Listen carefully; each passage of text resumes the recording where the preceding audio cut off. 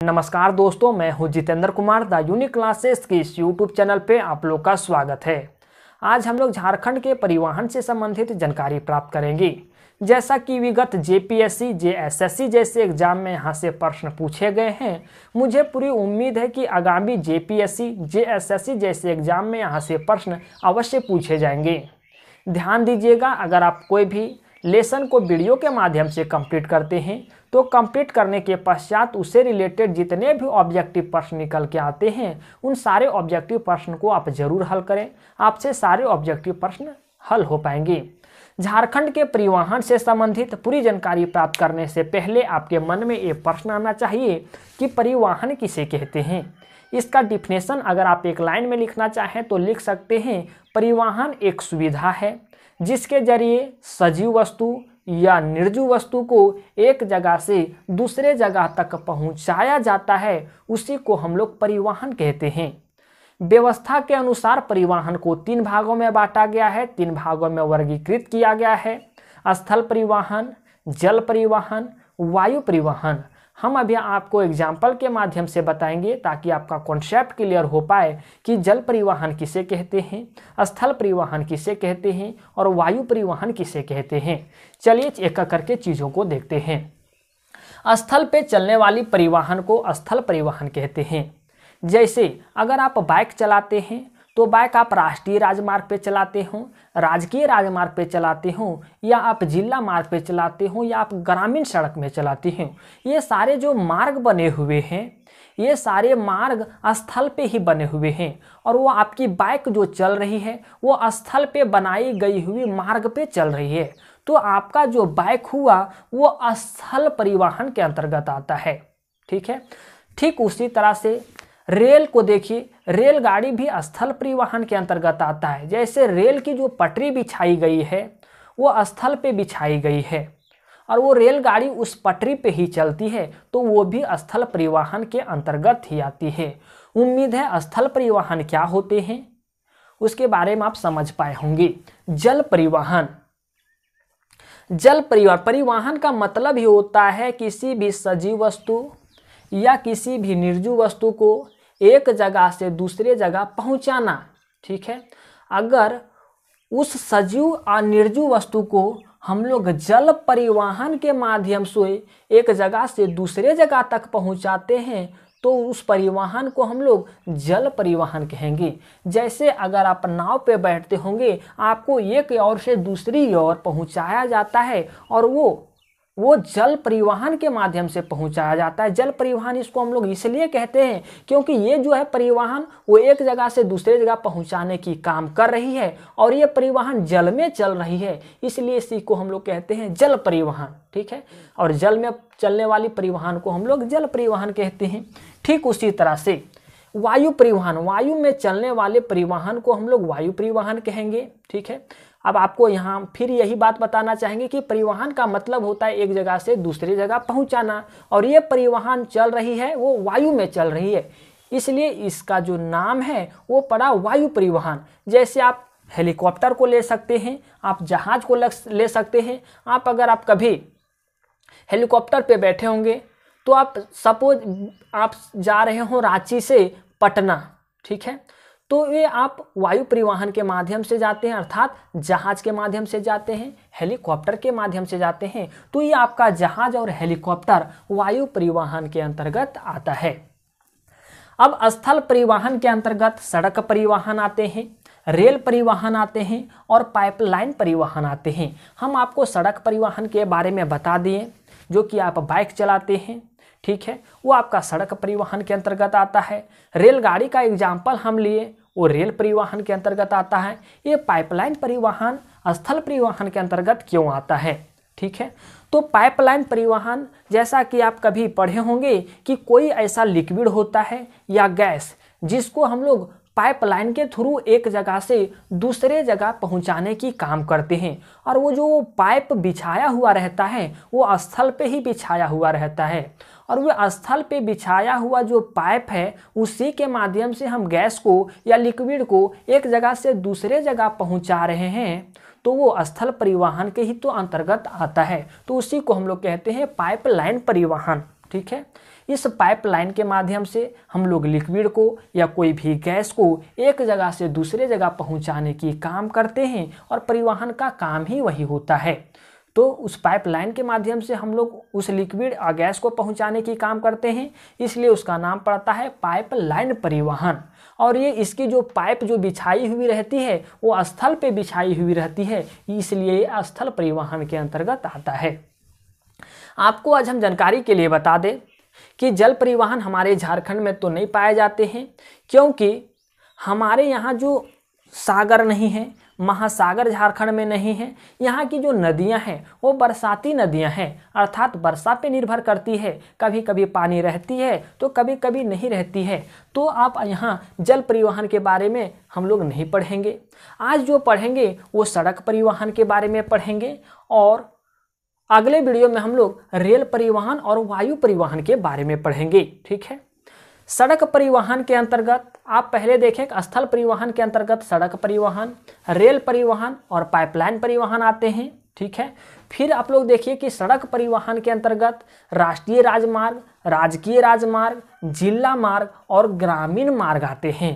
तो एक एक करके आप यहाँ चीज़ों को देखिएगा कि राष्ट्रीय राजमार्ग किसे कहते हैं, राजकीय राजमार्ग किसे कहते हैं, जिला मार्ग किसे कहते हैं और ग्रामीण मार्ग किसे कहते हैं। एक एक करके चीज़ों को हम समझाते हैं, आप इन चीज़ों को समझने की कोशिश कीजिएगा। राष्ट्रीय राजमार्ग का डिफिनेशन क्या होता है? तो वैसे राजमार्ग जो एक या एक से अधिक राज्यों से होकर के गुजरती हो, वैसे राजमार्ग को हम लोग राष्ट्रीय राजमार्ग कहते हैं। एग्जाम्पल के तौर पे यहाँ हम लोग झारखंड का एग्जाम्पल लेते हैं और यहाँ बिहार का एग्जाम्पल लेते हैं। ठीक है। और ये आपका इधर से राजमार्ग प्रवेश कर रही है। तो यहाँ आप यहाँ देख पा रहे हैं कि ऐसा राजमार्ग जो एक या एक से अधिक राज्यों से होकर के गुजरने वाले राजमार्ग को हम लोग राष्ट्रीय राजमार्ग कहते हैं। ठीक है। ऐसे में हम राष्ट्रीय राजमार्ग को हम लोग NH के नाम से जानते हैं, नेशनल हाईवे के नाम से जानते हैं। इसका उदाहरण हम एक लेना चाहेंगे, NH2 के बारे में आप लोग जानते होंगे। NH2 की जो शुरुआत होती है वो दिल्ली से इनकी शुरुआत होती है और इनकी जो समाप्ति होती है वो कलकत्ता में होती है। तो ये दिल्ली से इनकी शुरुआत होती है और कोलकाता में इनकी समाप्ति होती है। इसके बीच ये कई राज्यों से होकर के गुजरती है। तो ये राष्ट्रीय राजमार्ग हुई, क्योंकि इसका डेफिनेशन ही बता रहा है कि वैसे राजमार्ग जो एक या एक से अधिक राज्यों से होकर के गुजरती हो, वैसे राजमार्ग को राष्ट्रीय राजमार्ग कहते हैं। और जब ये NH2 जो है दिल्ली से कोलकाता को गई तो इसके बीच में कई राज्यों से होकर ये गुजरी, तो ये नेशनल हाईवे कहलाई। एक और कंडीशन है कि अगर कोई भी राजमार्ग एक या एक से अधिक राज्यों से नहीं होकर के गुजरती है तो वे क्या राष्ट्रीय राजमार्ग नहीं कहलाएगी? नहीं, वो भी फिर राष्ट्रीय राजमार्ग। वैसे भी कुछ मार्ग जो राष्ट्रीय राजमार्ग कहलाते हैं, जैसे झारखंड का NH33, इनकी जो शुरुआत होती है वो बरही से होती है। बरही जो पड़ता है वो हजारीबाग जिला में पड़ता है और इनकी जो समाप्ति होती है वो बहरागोड्डा में होती है। बहरागोड्डा पूर्वी सिंहभूम में पड़ती है। तो इनकी जो शुरुआत हुई वो झारखंड राज्य से हुई और इनकी जो समाप्ति हुई वो झारखंड राज्य में हुई। तो या ये एक या एक से अधिक राज्यों से होकर के नहीं गुजरी तो क्या ये राष्ट्रीय राजमार्ग नहीं हुआ? नहीं, फिर भी राष्ट्रीय राजमार्ग हुआ। राष्ट्रीय राजमार्ग का एक और कंडीशन होता है कि वो एक ही राज्य से गुजरे तो कोई बात नहीं, लेकिन वो अपने साथ उस राज्य के अनेक मुख्य मार्ग को अपने साथ जोड़ती हो, वैसे मार्ग को हम लोग राष्ट्रीय राजमार्ग के अंतर्गत रखते हैं। ठीक है। उम्मीद है ये चीज़ें आपको समझ आ गई होगी कि राष्ट्रीय राजमार्ग किसे कहते हैं। इनके दो कंडीशन हैं, कब हम लोग राष्ट्रीय राजमार्ग किसी भी मार्ग को घोषित करते हैं और दूसरा कंडीशन में कब किसी भी मार्ग को राष्ट्रीय राजमार्ग घोषित करते हैं। अच्छा, ये राष्ट्रीय राजमार्ग किसी भी मार्ग को राष्ट्रीय राजमार्ग कौन घोषित करती है? तो आपको लिखना है केंद्र सरकार करती है।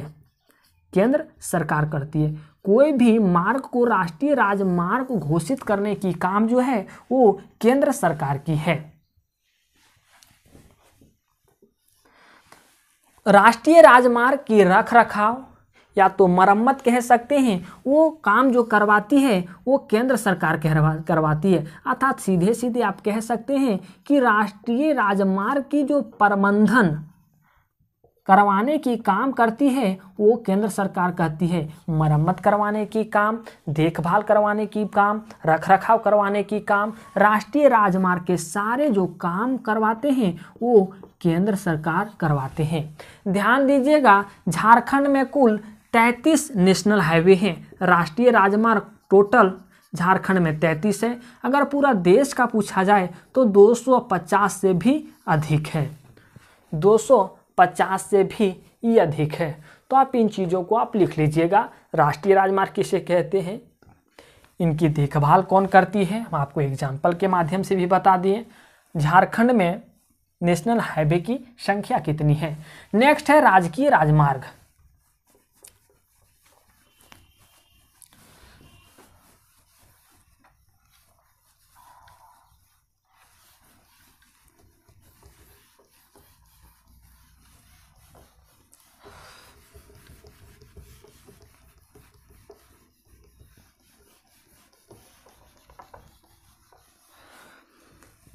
राजकीय राजमार्ग किसे कहेंगे, तो वैसे मार्ग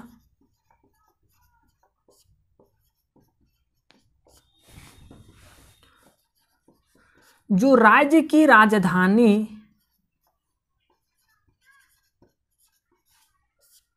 को जिला मुख्यालय से जोड़ने की काम करती हो,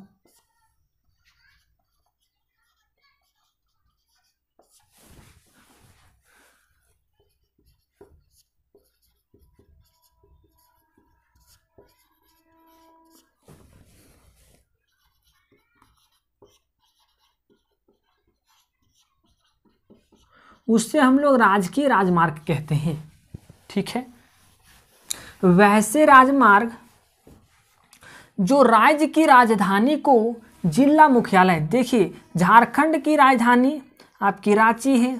अब आपका डिफिनेशन क्या बता रहा है कि राज्य की राजधानी को, बहुत है 24 जिले हैं, 24 जिले के जिला मुख्यालय से जोड़ने की काम करती हो, वैसे राजमार्ग को हम लोग राजकीय राजमार्ग कहते हैं।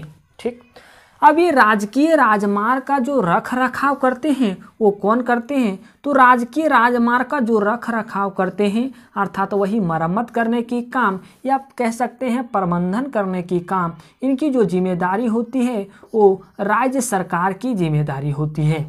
इनकी जिम्मेदारी होती है तो राज्य सरकार की जिम्मेदारी होती है। अब ये जिला मार्ग क्या है,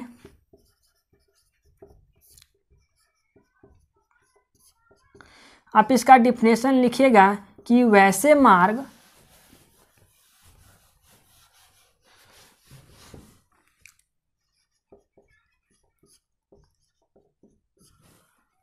जो जिला के प्रमुख स्थल को जोड़ने की काम करती हो, जिला के प्रमुख स्थल को जोड़ने की काम करती हो।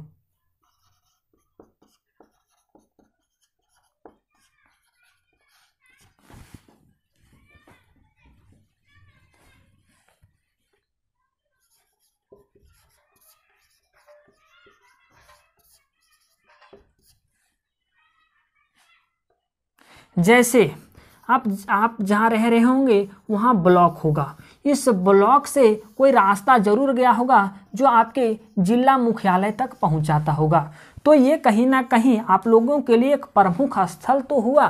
तो यही जो मार्ग कहलाता है वो आपका जिला मार्ग कहलाता है। वही हम डिफिनेशन में लिखवाएं कि वैसे मार्ग जो जिला के प्रमुख स्थल को जोड़ने की काम करती हो, वैसे मार्ग को हम लोग जिला मार्ग कहते हैं। एक आता है आपका ग्रामीण सड़कें। ग्रामीण सड़कें जो एक ग्राम से अर्थात एक कस्बा से दूसरे कस्बा को जोड़ने की काम करती हो, वैसे सड़कों को हम लोग ग्रामीण सड़क कहते हैं। ध्यान दीजिएगा, जिला मार्ग की जो मरम्मत करवाने की काम, रखरखाव करवाने की काम, प्रबंधन करवाने की काम जो करती है वो जिला प्रशासन करती है। जिला प्रशासन करती है, और अगर राजनीतिक स्तर पे देखा जाए तो जिला परिषद करते हैं, जिला परिषद के सदस्य करते हैं। ठीक, जिला परिषद के सदस्य करते हैं। और ग्रामीण सड़क की रखरखाव की काम, मरम्मत करने की काम, प्रबंधन करने की काम जिला पंचायत करती है। उम्मीद है राष्ट्रीय राजमार्ग किसे कहते हैं, राजकीय राजमार्ग किसे कहते हैं, जिला मार्ग किसे कहते हैं, ग्रामीण सड़क किसे कहते हैं, आपको चीज़ें समझ आ गई होगी। अगर आप कोई भी नेशनल हाईवे में जाते हैं, या तो आप राजकीय राजमार्ग पे जाते हैं, या आप ग्रामीण सड़क पे जाते हैं, या आप जिला सड़क पे जाते हैं, तो आपको कुछ साइम्बोल देखने को मिलता होगा। कुछ साइम्बोल के तहत अब आप यहाँ से पहचान पाएंगे कि कौन मार्ग पे आप चल पा रहे हैं। कुछ आपके रास्ते के बगल माइल स्टोन दिखाई देते हैं, माइल स्टोन आपको ये दिखाई देते हैं, ऐसे आप माइल स्टोन रास्ता के बगल में ऐसे दिखाई देते हैं, कह सकते हैं उसको हम लोग माइल स्टोन कहते हैं। इस माइल स्टोन के ऊपर में अगर ऊपर पीला कलर हो और नीचे सफ़ेद कलर हो, तो आप समझ लीजिएगा कि जिस रास्ते में हम जा रहे हैं वो रास्ता राष्ट्रीय राजमार्ग है। क्या है? राष्ट्रीय राजमार्ग पे हम लोग चल रहे हैं। अगर इस माइल स्टोन पे ऊपर हरा कलर दिखाई दिया हो और नीचे सफ़ेद कलर दिखाई दिया हो, तो आप समझ जाइएगा कि हम लोग राजकीय राजमार्ग पे चल रहे हैं, राजकीय राजमार्ग पे चल रहे हैं। या अगर इस माइल स्टोन के ऊपर काला कलर दिखाई दिया हो और नीचे सफ़ेद कलर दिखाई दिया हो, तो आप समझ जाइएगा कि हम जिला मार्ग पे चल रहे हैं, हम जिला मार्ग पे चल रहे हैं। अगर इस माइल स्टोन के ऊपर नारंगी कलर दिखाई दिया हो और नीचे सफ़ेद कलर दिखाई दिया हो, तो आप समझ जाइएगा कि कोई हम ग्रामीण सड़क में चल रहे हैं, कोई हम गांव के सड़क में चल रहे हैं। तो आप इस माइल स्टोन के तहत आप पता कर सकते हैं कि जो हम अभी चल रहे हैं वो कौन ऐसे मार्ग पे चल रहे हैं। इसको जो ये पत्थर, आप सड़क के किनारे जाते हैं, जस्ट बगल में आप लोग समझिएगा कि वो पत्थर है ना, आप ऐसा समझते हैं कि सीमेंट का कुछ बना हुआ रहता है, हालांकि उसका नाम अगर देखा जाए तो इस पत्थर का नाम है माइल स्टोन।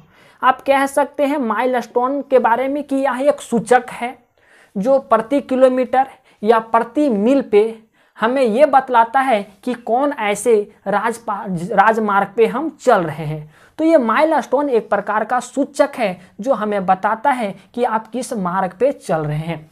तो आप इस चीज़ों को ध्यान दिए होंगे। अगर आप ध्यान नहीं दिए होंगे, इसके बारे में आपको नहीं पता होगा, तो अब शायद चीज़ें पता हो जाएगी कि हाँ, अगर आप चल रहे हैं तो कौन राजमार्ग पे आप चल रहे हैं। आप ध्यान दीजिएगा कि जितने भी परिवहन आपको दिखाई दे रहे हैं, चाहे वायु परिवहन की बात करें, जल परिवहन की बात करें, या आप पाइपलाइन परिवहन की बात करें, जितने भी परिवहन हैं उसमें से सबसे ज़्यादा उपयोगी सड़क परिवहन है। अब बताइए कैसे? तो हम आपको एग्जाम्पल के माध्यम से बताएंगे। पहले हम एक दो फैक्ट आपको बता देते हैं कि सड़क परिवहन किसी भी राज्य की रीढ़ की हड्डी कहा जाता है, किसी भी राज्य की रीढ़ की हड्डी कहा जाता है। हम आपको एक आंकड़ा के तहत दिखाना चाहेंगे सड़क परिवहन का रोल। सड़क परिवहन के तहत भारत के कुल यात्री, मानिए कुल यात्री 100% हैं, तो उसमें से 87.4% लोग सड़क परिवहन का उपयोग करके एक जगह से दूसरे जगह जाते हैं। ठीक, और बचा जो आपका 100% में जो चीज़ें बच रही है वो आपके रेल परिवहन का उपयोग कर रहे हैं, जल परिवहन का उपयोग कर रहे हैं, वायु परिवहन का उपयोग कर रहे हैं। तो आप इस आंकड़ा के तहत बोल सकते हैं कि भारत के कुल आबादी में जो एक जगह से दूसरे जगह जाने वाले जो आबादी होते हैं, उसमें से अधिकतर जो आबादी है वो सड़क परिवहन का उपयोग करते हैं। आप आंकड़ा के तहत दे सकते हैं कि भारत के कुल आबादी का 87.4% लोग सड़क परिवहन का उपयोग एक जगह से दूसरे जगह जाने में करते हैं। और वही झारखंड में 85% लोग, 85% लोग सड़क परिवहन का उपयोग एक जगह से दूसरे जगह जाने में करते हैं। और माल ढुलाई के मामले में बात की जाए तो अगर पूरे भारत में 100% माल की ढुलाई हो रही है तो उसमें से 60% अकेले माल की ढुलाई सड़क परिवहन के तहत किया जाता है, सड़क परिवहन के तहत किया जाता है। और पूरे झारखंड में भी देखा जाए तो 60% माल की ढुलाई सिर्फ सड़क परिवहन करती है। एक एग्जाम्पल हम आपको और देना चाहेंगे, अगर आपको किसी के घर के दरवाजे तक पहुंचना हो या उस व्यक्ति को आपके घर के दरवाजे तक पहुंचना हो तो सड़क परिवहन यहाँ अपनी एक अहम भूमिका अदा करती है। हम आपको यहाँ भी एग्जाम्पल के माध्यम से बताना चाहेंगे। समझिए आप कोई रिलेशन के यहाँ जा रहे हैं, आपका ये रेलवे स्टेशन है और आप जहाँ रिलेशन के यहाँ जा रहे हैं उनका रेलवे स्टेशन ये है। रेलवे स्टेशन हम 1 और 2 मानते हैं। आपका घर जरूरी नहीं कि रेलवे स्टेशन के बगल ही हो, रेलवे स्टेशन की कुछ दूरी पे होती है। तो आप इस रेलवे स्टेशन तक पहुंचने के लिए आप बाइक की मदद लेते हैं या आप ऑटो रिक्शा की मदद लेते हैं। वो ऑटो रिक्शा जो चलता है या बाइक चलता है वो सड़क पे ही चलता है, तो आप सड़क परिवहन के मदद से ही तो आप रेलवे स्टेशन पे पहुँचे। तो आप यहाँ दरवाजा से जिस समय निकलें वहाँ भी आप सड़क परिवहन की ज़रूरत आपको पड़ रही है। अगर आप इस स्टेशन में उतर गए हैं, आपको रिलेटिव के यहाँ जाना है, आपका रिलेटिव का घर यहाँ है, ठीक है, तो आप इस रिलेटिव के घर इस स्टेशन से सड़क परिवहन के ही माध्यम से जाएंगे, ऑटो पकड़ेंगे, रिक्शा पकड़ेंगे, फिर अपने रिलेटिव के दरवाजे के पास उतरेंगे। तो हम आपको सीधा सीधा ये बताना चाह रहे हैं कि दरवाजे से आप यहाँ निकलें और दरवाजे से दरवाजे तक पहुँचने के लिए सड़क परिवहन की अपनी एक अहम भूमिका होती है, जैसा कि हम आपको एग्जाम्पल के माध्यम से बताएं। उम्मीद है सड़क परिवहन क्या है आपको चीज़ें समझ आई होगी। एक आंकड़ा के माध्यम से हम आपको बताते हैं, तुलनात्मक रूप से ये पूरे भारत की आंकड़ा है और पूरे ये झारखंड की आंकड़ा है। पूरे भारत में राष्ट्रीय राजमार्ग की कुल लंबाई 1 लाख किलोमीटर है और झारखंड में राष्ट्रीय राजमार्ग की लंबाई 3400 किलोमीटर है। ठीक है, राष्ट्रीय राजमार्ग क्या होते हैं हम आपको बता ही दिए। राजकीय राजमार्ग की पूरे भारत में राजकीय राजमार्ग की लंबाई 1,55,000 किलोमीटर है, वहीं झारखंड में 1232 किलोमीटर है। जिला एवं ग्रामीण सड़क पूरे भारत में 48 लाख किलोमीटर है, वही झारखंड में जो जिला सड़कें हैं वो 4,845.7 किलोमीटर पे फैले हुए हैं और वहीं ग्रामीण सड़कें जो है वो 6,658 किलोमीटर पे फैले हुए हैं। अर्थात पूरे अगर झारखंड के मार्ग की लंबाई की बात की जाए तो पूरे झारखंड में मार्ग की लंबाई 16,135.6 किलोमीटर है। पूरे झारखंड में मार्ग की लंबाई अगर बात की जाए तो 16,135.6 किलोमीटर है। ठीक है, पूरे झारखंड की जो गांवें हैं वो गांवें टोटल गांवों में 44% गांव, समझिए कि अगर पूरे झारखंड में 100% गांव हैं तो 100% में 44% गांव ही पक्की सड़क से जुड़ी हुई है, पक्की सड़क से जुड़ी हुई है। यहाँ का जो घनत्व है, झारखंड का जो सड़क घनत्व है वो 159.78 है। ये आंकड़ा हम आपको 2019 और 2020 का बता रहे हैं, लेकिन यहाँ की सरकार ये तय की है कि 2025 तक ये सड़क घनत्व 159.78 से बढ़ा करके 250 कर दिया जाएगा, या एक लक्ष्य रखा गया है। अब ये 2025 तक हो या ना हो अलग बात है, लेकिन अभी झारखंड का जो सड़क घनत्व है वो 159.78 है। ठीक है, जब हमारा भारत देश आज़ाद हुआ तो तब से हमारे झारखंड में वाहनों की संख्या में 170 गुना वृद्धि हुई, 170 गुना वृद्धि हुई। ठीक। लेकिन वाहनों की संख्या में 170 गुना वृद्धि हुई, लेकिन यहाँ के सड़क में सिर्फ 8 गुना की वृद्धि हुई, सिर्फ 8 गुना की वृद्धि हुई। तो ये थोड़ी सी प्रॉब्लम वाली बात है कि वाहनों की संख्या में वृद्धि होने के साथ साथ जैसा कि वाहनों की संख्या में वृद्धि हुई वैसे हमारे झारखंड के सड़कों में वृद्धि नहीं हुई। उम्मीद है ये चीज़ें आपको समझ आई होगी। ये जानकारी को प्राप्त करके आप संतुष्ट हुए होंगे। आपके सामने हम एक आंकड़ा लेकर के आते हैं कि कौन कौन ऐसे नेशनल हाईवे और कौन कौन ऐसे स्टेट हाईवे हमारे झारखंड में स्थित हैं जो आपके एग्जाम में कभी कभी पूछ लिए जाते हैं। तो आपके सामने हम एक आंकड़ा लेकर आके आते हैं, उस आंकड़ा को आप लिख लीजिएगा। यह आंकड़ा आपके सामने लेकर के उपस्थित है। इन आंकड़ा से संबंधित जानकारी प्राप्त करने से पहले आप कुछ फैक्ट के बारे में जानकारी प्राप्त कर लें। पहला फैक्ट आप लिखें कि सड़क परिवहन किसी भी राज्य के रीढ़ के हड्डी के रूप में काम करती है। दूसरा आप लिखें कि कोई भी राज्य कितना विकसित है उस राज्य को ना देख करके वहाँ के परिवहन को देखा जाए, क्योंकि किसी भी राज्य के परिवहन ये बता देती है कि वो राज्य कितना विकसित है। अर्थात सीधे सीधे आप कह सकते हैं कि राज्य के प्रगति का प्रतीक वहाँ का परिवहन है। तीसरा आप ये पॉइंट लिखिएगा, हम आपको पहले बताएं कि NH-33 झारखंड का NH-33 और NH-100 दो ऐसे परिवहन हैं जो जिनकी शुरुआत झारखंड से ही होती है और जिनकी समाप्ति झारखंड में ही हो जाती है। ठीक है, वो है NH-33 और NH-100।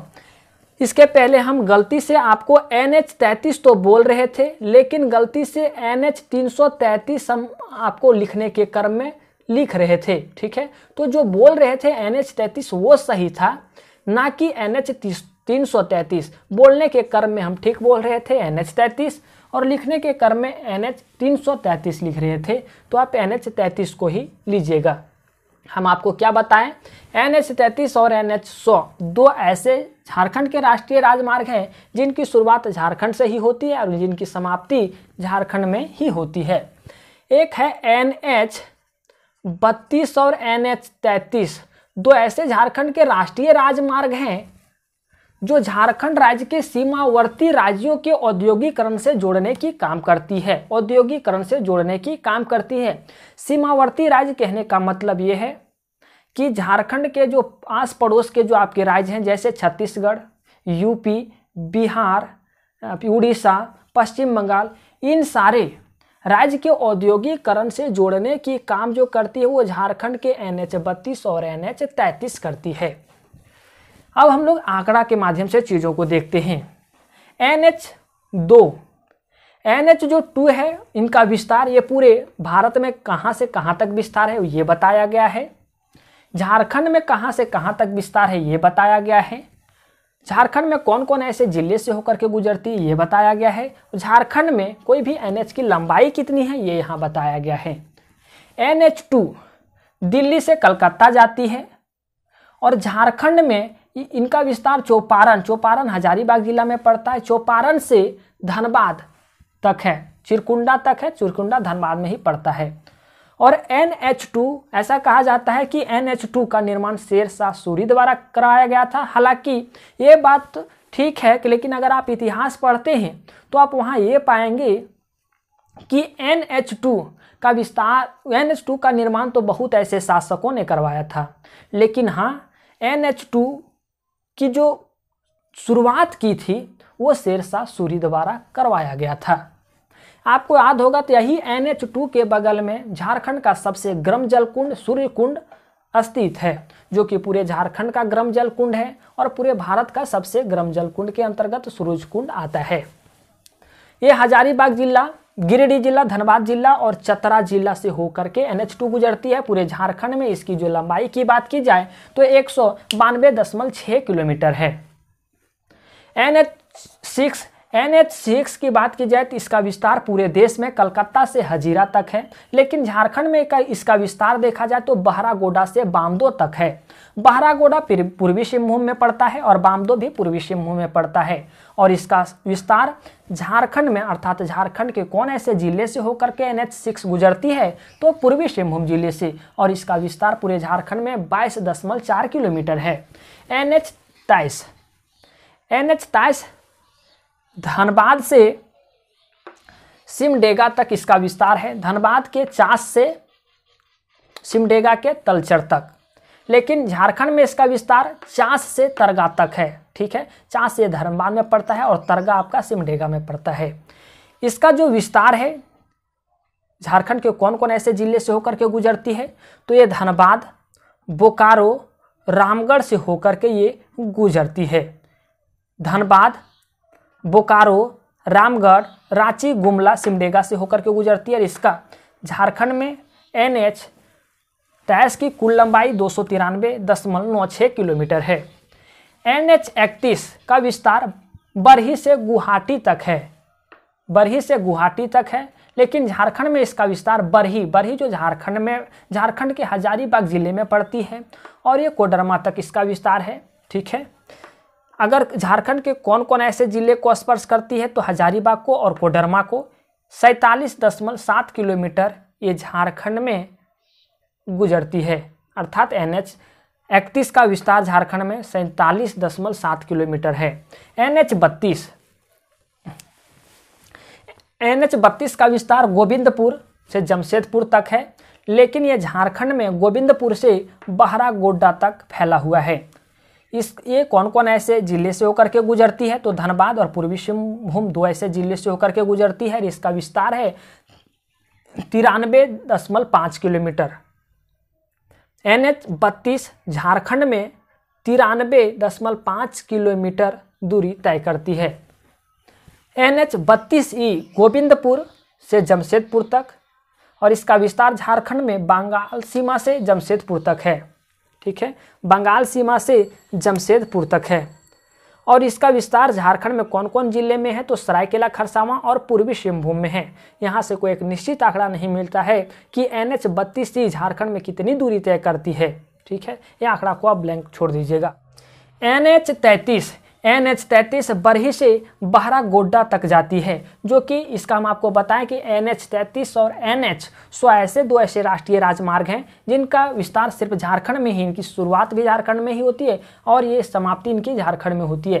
तो इसका जो विस्तार है वो बरही से बहरागोड़ा तक है। ये बरही हजारीबाग जिला में पड़ता है और बहरागोड़ा पूर्वी सिंहभूम जिला में पड़ता है। तो ये बरही से बहरागोड़ा को जाती है। झारखंड की सबसे लंबी NH राष्ट्रीय राजमार्ग के अंतर्गत ये आती है।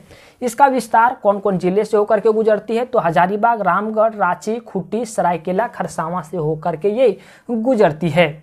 इसका विस्तार, इसका जो कुल लंबाई है वो 333.5 किलोमीटर है। NH43 चाईबासा से चंडिल तक इसका विस्तार है, और ये चाईबासा से चंडिल तक झारखंड में भी इनका विस्तार है, और ये पश्चिमी सिंहभूम से होकर के गुजरती है, और इसका कुल लंबाई 64.5 किलोमीटर है। NH75 रेणुकूट से रांची को जाती है, और झारखंड में विंडमगंज जो गढ़वा से रांची को जाती है, विंडमगंज जो गढ़वा में पड़ता है, गढ़वा से रांची को जाती है, और ये गढ़वा, पलामू, लातेहार से होकर के गुजरती है। झारखंड में इसकी लंबाई 259 किलोमीटर है। NH75 रांची से जेतगढ़ तक जाती है, लेकिन इसका झारखंड में विस्तार रांची से चाईबासा तक है, और ये पश्चिमी सिंहभूम और रांची को स्पर्श करती है। इसकी कुल लंबाई झारखंड में 203.9 किलोमीटर है। NH80 मिर्जा चौकी से फरक्का को जाती है, और ये झारखंड में बिहार सीमा से राजमहल तक इनका विस्तार है। ये गोड्डा और साहेबगंज को स्पर्श करती है। इसकी झारखंड में कुल लंबाई 93.9 किलोमीटर है। NH98 हरिहर घन से राजहरा को जाती है और ये झारखंड में भी हरिहर घन से राजहरा तक जाती है। ये झारखंड में पलामू को स्पर्श करती है और इसकी कुल लंबाई 55.4 किलोमीटर है। NH99 डोभी से चंदवा तक जाती है और ये झारखंड में हंटरगंज चतरा में पड़ता है, से चंदवा लातेहार में पड़ता है तक जाती है। ठीक है, और ये चतरा और लातेहार जैसे जिले से होकर के गुजरती है। झारखंड में इसकी कुल लंबाई 106 किलोमीटर है।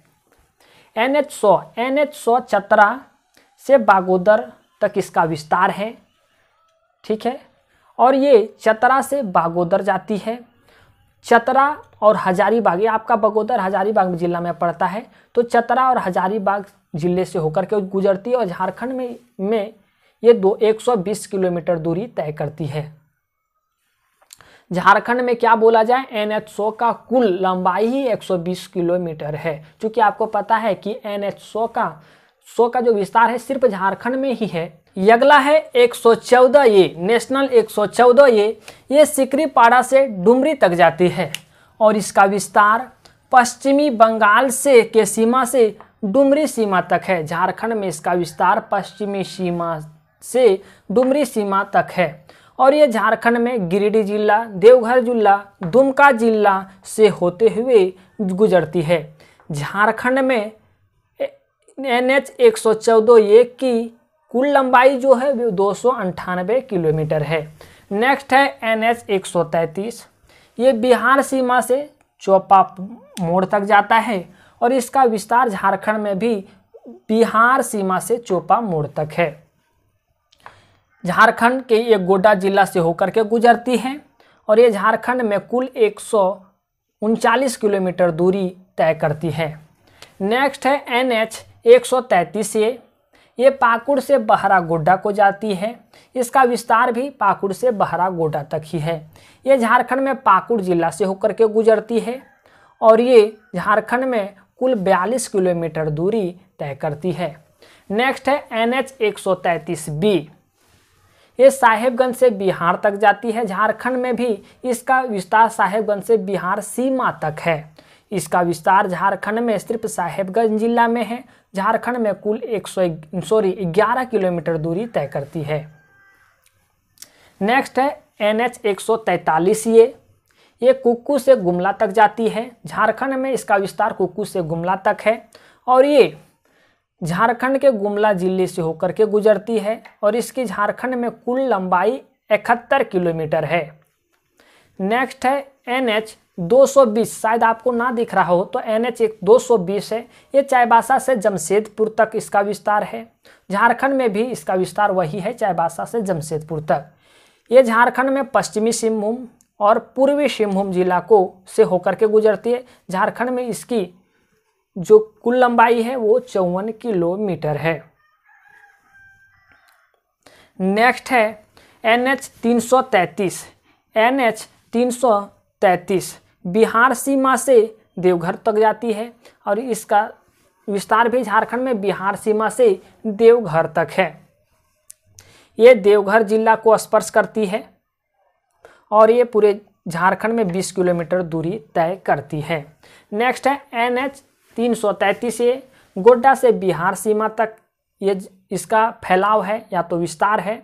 झारखंड में ये गोड्डा से बिहार सीमा तक इसका फैलाव है। झारखंड में गोड्डा जिला से होकर ये गुजरती है और ये झारखंड में कुल 12.5 किलोमीटर दूरी तय करती है। नेक्स्ट है NH343 छत्तीसगढ़ से गढ़वा तक इसका विस्तार है। झारखंड में भी वही है, छत्तीसगढ़ सीमा से गढ़वा तक और ये गढ़वा जिला से होकर के गुजरती है। झारखंड में इसकी कुल लंबाई 47 किलोमीटर है। नेक्स्ट है NH419 ये कुल्टी से गोविंदपुर तक इसका विस्तार है। झारखंड में भी वही विस्तार है। ये धनबाद जिला से होकर के गुजरती है और इसकी लंबाई झारखंड में 58 किलोमीटर है। अब हम राजकीय राजमार्ग का एक आंकड़ा आपके सामने लेकर के आते हैं। आप इसे स्क्रीनशॉट ले लें, फिर आप राजकीय राजमार्ग का स्क्रीनशॉट ले लें, फिर आप इन सारे आंकड़ा को अपने नोटबुक में नोट कर लें। चलिए हम आपके सामने एक राजकीय राजमार्ग की आंकड़ा लेकर के आते हैं। सेकंड आंकड़ा लेकर के आपके सामने उपस्थित है। सेकंड आंकड़ा के माध्यम से झारखंड में स्थित कुछ प्रमुख राजकीय राजमार्ग के बारे में हम लोग देखेंगे। राजकीय राजमार्ग मतलब स्टेट हाईवे के बारे में हम लोग चर्चा करेंगे। यहाँ नाम है, नाम आपको याद रखने पड़ेंगे। कौन ऐसे स्टेट हाईवे कौन कौन ऐसे क्षेत्रों से होकर के गुजरती है। यहाँ हम स्टेट हाईवे अर्थात SH का नामांकन किए हैं और यहाँ कौन कौन ऐसे क्षेत्रों से होकर के गुजरती है उन क्षेत्रों को नामांकन किए हैं। जैसे पहले आप इसे स्क्रीनशॉट ले लें क्योंकि ये चीज़ें आपको याद रखने पड़ेंगे। यहाँ नाम है, समझने वाली बातें कम है और याद रखने वाली बातें आपको यहाँ अधिक मिलेगी। SH1 रांची अनगढ़ा गौतम धारा सिल्ली मुरी से होकर के गुजरती है। SH2 रांची कांके पतरातू भुरकुंडा रामगढ़ से होकर गुजरती है। SH3 तमाड़ अर्की खुट्टी बसिया कोलेवीरा से होकर के गुजरती है। SH4 कोलेवीरा बानो गुआ जामदा नोवा मुंडी गम्हरिया से होकर के गुजरती है। SH5 आदित्यपुर कमरझरा सरायकला और चाईबासा से होकर के गुजरती है। SH6 चाईबासा हाटा राजनगर चाईबासा से होकर के गुजरती है। SH7 हजारीबाग बड़कागांव टंडवा टांगरमोर से होकर गुजरती है। SH8 कुड्डू लोहरदगा गुमला से होकर के गुजरती है। SH9 भूसार महुआ डांड पलामू हरिहरगंज बालूमाथ से होकर के गुजरती है। SH10 डॉल्टनगंज लेस्लीगंज पलामू हरिहरगंज और बालूमाथ से होकर के गुजरती है। SH11 गढ़वा रंगा रामानुजगंज से होकर के गुजरती है। SH12 धनबाद पाथरडी चंदन क्यारी और चास से होकर के गुजरती है।